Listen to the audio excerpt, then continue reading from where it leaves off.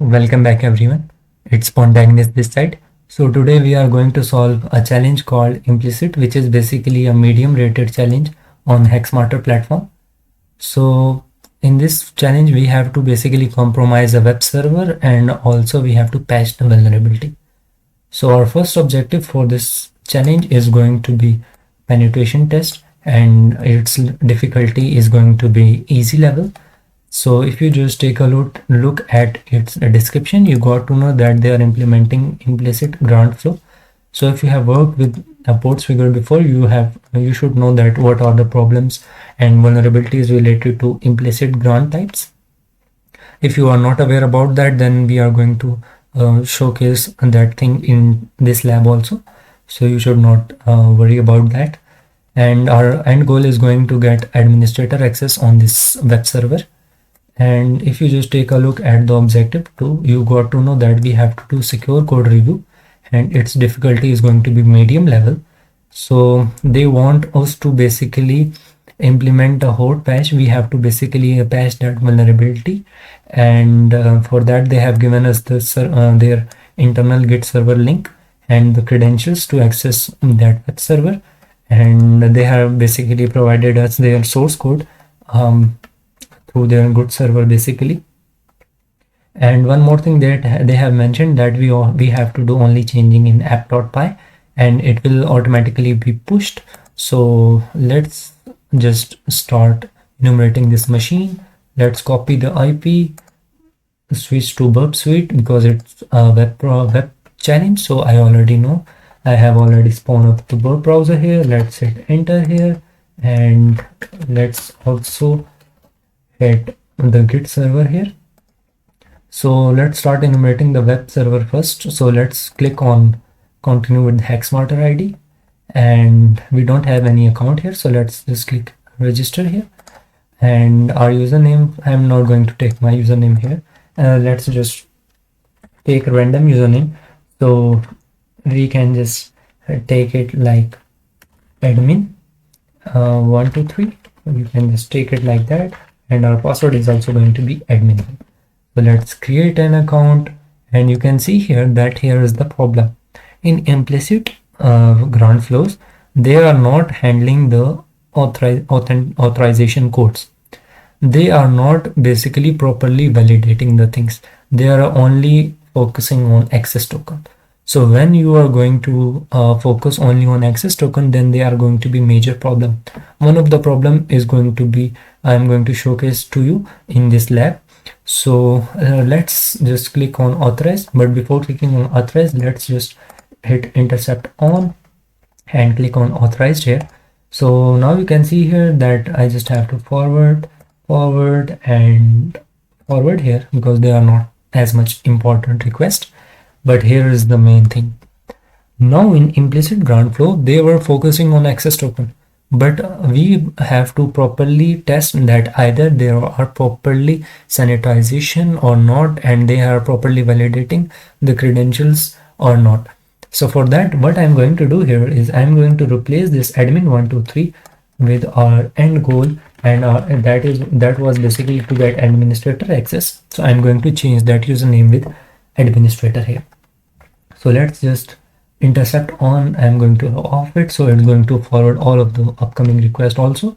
And if you just go back to our web server, so you can see here that we have successfully been logged in as administrator here, and here is our flag. So you can just copy and paste that. So we got to know that in our API login endpoint, we don't have properly sanitization there, and there are not properly checks applied on their input field. So let's just go to their internal server and hit sign in, and let's just hit student and copy the credentials here. So let me just copy the password here. So let's go back here, paste it here and sign in.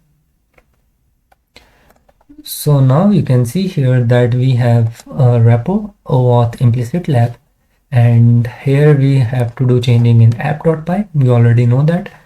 So let's just enumerate this web app. Now in the first C lab, you can see here that we have imported some libraries. We have initiated the application. Here user is basically acting like a database here. So you can see here that our username is going to be administrator and our password is going to be super and secret admin, whatever. And now here we have a dictionary called valid token. So basically it's going to save tokens and which responds to specific usernames. And here is the flag which we were looking for. And we have an endpoint to its root web page and some of the login page here. So it's basically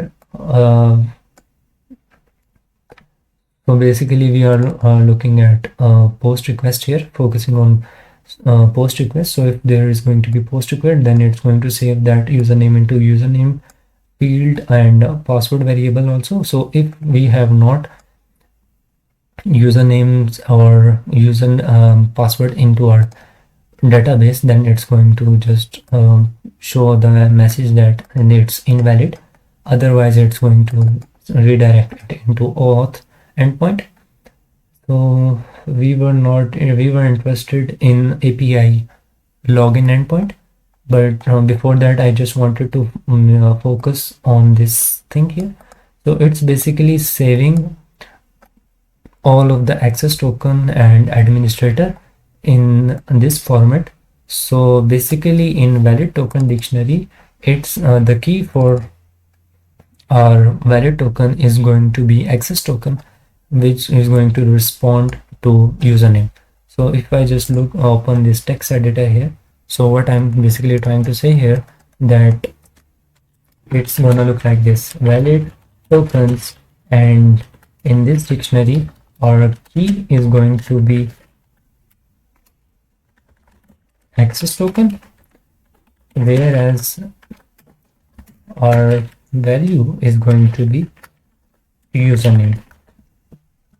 So it's going to so access token are going to respond to usernames. So let's just take a look at the API login endpoint. So here we are loading the data, JSON data, and saving it into a variable called data. And if data is empty, then it's going to send 400 requests. So let's just verify that here. So if we just go to history and let me send this to repeater and remove this JSON part. So you can see here that we are getting 400 requests here. Furthermore, we can see here that our access token is going to saved as client token and our username is going to be saved as client username. Here is the twist. So now in this if condition, we are basically checking that either that token exists into our tokens database or not. If it exists, then it's going to allow it, basically it's going to save it into its session username, and it's basically allowing it to log into its dashboard. But if it's not the case, then it's going to show it's going to return 400 status code. Now here is the main part. If I just copy this part and paste it into my text editor here, you can see here that we are only focusing on the tokens, not on the usernames. We are not checking that either the token which we are sending here, either it responds to the username or not. Because when we are sending the JSON data, we are sending access token and usernames both. But in our check here, it's only looking for the client token, but it's not verifying or validating that either the token which has been sent here responds to the username which was sent in the username field or not. So if I just zoom out a little bit, we have to do something here. And before that, I want to showcase the vulnerability. And the vulnerability here is that let me just save it like this. So if our token is ABC and username is going to be administrator, and let's say there is one more access token called DEF and it responds to Pwntagonist this time.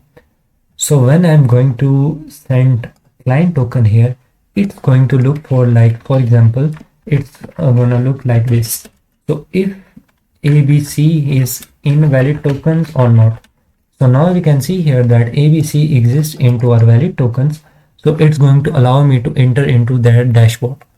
But it's not properly looking that either this token responds to this user administrator or not, because we were sending also the username here. So what I'm going to do here is I'm going to use compound condition here and add and here, and what's here is going to be, I'm going to say that either valid tokens, so whatever the token client is sending here, either it's going to be like this. So for example, if client is sending client token, because we have seen here that a token has been saved as client token, so if either that responds to the username which he is sending or not. So let me just simplify it for you. So what I'm looking at here is the token either exists or not. If it exists, then we have to look for one more condition here, and the condition here is that either that token responds to the username or not. If it does not respond to that username, then it's going to be as considered as false, and we are going to be redirected to a wrong entry or something like that, which we can see here. So we are going to have encounter that invalid or expired access token. So let's just dry run it. So if I just hit here, like for example, if my username was, if my access token was def invalid tokens, so now we can see here that our condition has been true in this case, right? And our valid token for that condition. So now what I'm going to look here is valid token, either invalid tokens. Let me just tell me that either def should be equal to the username which I am passing. So in our case, let's say if I was passing here administrator, so now you can see here that valid token slash def, it's going to look for valid token, and in valid token it's going to look for def, and it's going to replace this thing with its value, so it's going to be Pwntagonist. So now here you can see that Pwntagonist does not equal to administrator, so it's in this condition is going to be set as false, and now when it's going to be considered as false, we are going to get an error message that it's either invalid or expired access token. But if we are basically sending def and our username was also set as Pwntagonist, then our condition is going to be considered as true, and we are going to be logged in as into this to this database. So let's just hit, let's just edit this file here, and let's just scroll down